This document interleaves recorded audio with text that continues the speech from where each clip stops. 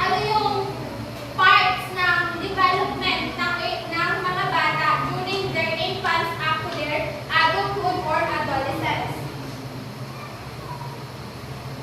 So for our overview, early childhood refers to years old. So sabi dyan, this is critical and formative.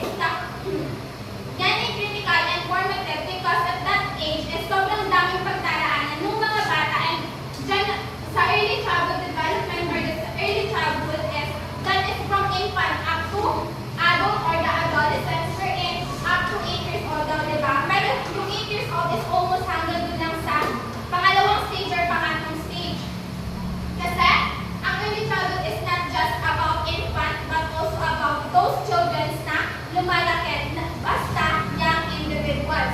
So, yung sabi dyan, critical and formative kasi nga dumaraan siya sa madaming proseso and rapid changes occur in the child's physical. Kasi hindi naman siya nag-i-stay lang, or rather than ang early childhood or yung childhood is not only stayed for what they have been from at birth. Kung ano sila nung birth sila is magbabago yun kasi nga nagkakaroon ng development or growth. Experiences during this stage greatly influence an individual's behavior. So those experiences, of course, habang lumalaki ang mga bata, nagkakaroon ng social interactions or communications with their parents, with peers, of course. So yun yung nagkaka-influence sa kanilang behaviors. So our first topic is the stages of early childhood discussed by our Ma'am Rodeo.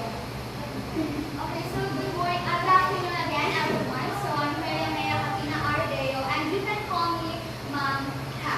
So our topic for today is all about early childhood. So early childhood is the first stage of